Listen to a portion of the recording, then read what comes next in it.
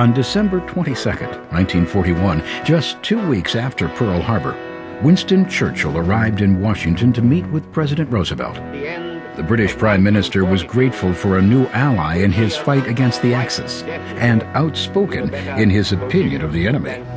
What kind of a people do they think we are? Is it possible they do not realize that we shall never cease to persevere against them until they have been taught a lesson which they and the world will never forget?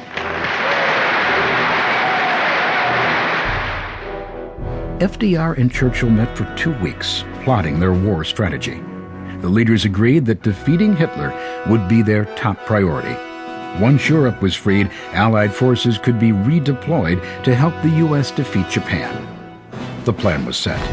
But through the bleak months of 1942, the Nazi war machine marched on. In the Atlantic, Germany's submarine attack groups, Wolfpacks, devastated Allied shipping. Nazi influence spread through the Mediterranean and into North Africa, threatening British colonies there. On the Eastern Front, German forces pushed deep into the Soviet Union and descended on the city of Stalingrad. In the skies over Europe, German anti-aircraft artillery exacted a heavy toll on Allied warplanes. President Roosevelt knew the first step toward victory in Europe was to secure the transatlantic supply lines. The Axis powers can never achieve their objective of world domination unless they first obtain control of the sea. To counter the U-boat menace, Allied warships began escorting supply ships across the sea in convoys. Air reconnaissance, long-range torpedo bombers, and the new technology of sonar helped the Allied forces spot and destroy the German subs. A major breakthrough came when the British cracked Germany's coded communications.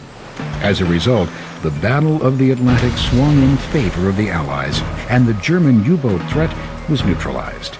It was a critical turn in the war. With shipping lanes reopened, U.S. war supplies began to flow freely to Great Britain, and preparations began for the first Allied land offensive. It came in November 1942, as U.S. General Dwight Eisenhower led 107,000 Allied troops ashore in Morocco and Algeria in North Africa. The British Army was locked in a fierce battle with German General Erwin Rommel and his Axis forces. Eisenhower's troops battled eastward, while the British fought west, trapping the Axis army in Tunisia. Months of heavy fighting ensued, and 70,000 Allied lives were lost. But the Allies prevailed, and General Rommel was forced to flee to Germany, leaving his once unstoppable Afrika Korps to surrender. The war was far from over, but British Prime Minister Churchill knew the Battle of North Africa was a defining moment. This is not the end. It is not even the beginning of the end. But it is perhaps the end of the beginning. While the U.S. and Britain, the Western Allies, were fighting in North Africa, the Soviet Red Army refused to surrender the city of Stalingrad in the face of an overwhelming German onslaught. In November 1942, the Soviets launched a heroic counterattack. The violent struggle lasted for 2 months. As the bitter winter set in, the German army faced frostbite, lice, starvation, and defeat. The epic Battle of Stalingrad devastated the city and left over 1 million Russians dead. But now, the victorious Soviet army began a steady march westward towards Germany. By the summer of 1943, Allied warplanes were bombing German cities day and night, slowly reducing them to rubble. Most attacks were aimed at military and industrial targets, like bridges, supply depots, and factories. But increasingly, Allied air forces targeted civilian centers for so-called terror bombing, designed to demoralize the German public. In one raid on the city of Dresden, the Allies dropped tons of incendiary bombs, creating a firestorm that killed more than 100,000. Before the war's end, over 650,000 innocent Germans perished from Allied bombing. In July 1943, Allied troops struck off from North Africa in Operation Husky. Their mission was to invade Sicily, the stepping stone to the European continent. Within a month, the Italian island was under Allied control, and Italians revolted against their fascist leader, Benito Mussolini. Italy's king stripped Mussolini of power and turned his back on Hitler, quitting the Axis alliance. War-weary Italians rejoiced. Despite the success of Operation Husky, it would take another 18 months of bloody fighting to drive the remaining Axis forces out of Italy. In April 1945, Mussolini was captured by Italian resistance fighters while trying to flee the country. The once pompous dictator was executed, and his body hung in Milan Square. While the Soviet army marched through Poland and the Allies pushed north through Italy, Allied leaders finalized plans for the invasion of Nazi-occupied France and the liberation of Western Europe. The mission was codenamed Operation Overlord, but history would remember it as D-Day. It was the largest military operation ever mounted and would define an entire generation. The Allies would mount a massive assault across the English Channel onto the Normandy coast. Over 176,000 troops and 5,000 ships prepared for the operation. On June 5, 1944, Allied troops mobilized. Warplanes departed from Britain, dropping paratroopers behind enemy lines. Allied bombers strafed the coastline.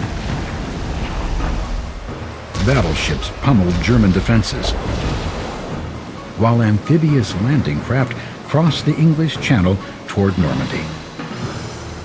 At daybreak on June 6, 1944, D-Day, British, Canadian, and American soldiers fought their way ashore.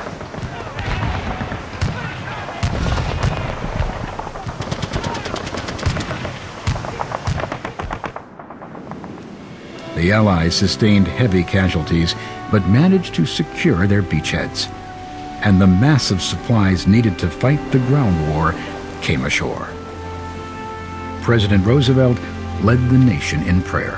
Our sons, pride of our nation, this day have set upon a mighty endeavor, a struggle to preserve our republic, our religion, and our civilization, and to set free a suffering humanity. Within a month, there were 1 million Allied troops on the continent, fighting their way across France. As the Allies drew near to Paris, Hitler ordered the city burned. The German commander in charge refused, and on August 25, 1944, he surrendered the city to French resistance fighters.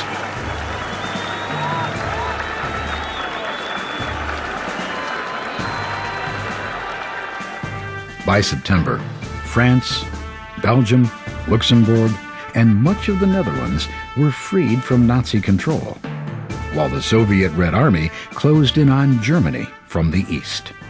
By October, the Allies had captured the German city of Aachen, but Hitler ordered a counterattack near the border with Belgium. The resulting dent in the Allied line gave the fight its name, the Battle of the Bulge. The Allies were pushed back with heavy losses of men and equipment.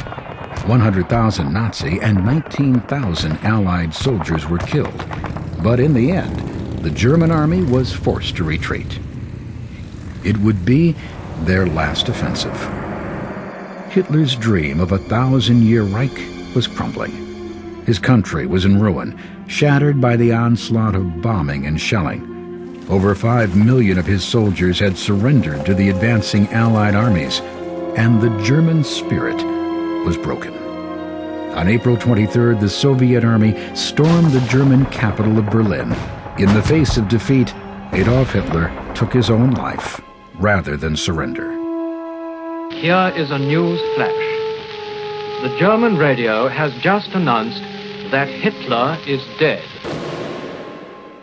200,000 Russian soldiers died capturing Berlin. Finally, on May 7, 1945, the German High Command surrendered to Allied leaders. The long war in Europe was over. There was joy in victory, but with Germany defeated, Allied troops came face to face with evidence of Nazi atrocities. Auschwitz, Dachau, Treblinka, Buchenwald. Concentration camps housing thousands of living corpses. Countless Jews put to death in crematoriums and gas chambers. Mass graves holding thousands of bodies. Evidence of gruesome medical experiments conducted by the Nazis on their captives. History would reveal the true horrors of the Holocaust. We interrupt this program to bring you a special news bulletin from CBS World News. A press association has just announced that President Roosevelt is dead. 12 years in the White House, a Great Depression and the world's greatest war had taken their toll on Franklin Roosevelt. With the passing of America's commander-in-chief, the weight of war fell to Harry S. Truman. Fighting in Europe was over, but the battle against Japan raged on. The new president would take extraordinary measures to finish the war and return the world to peace.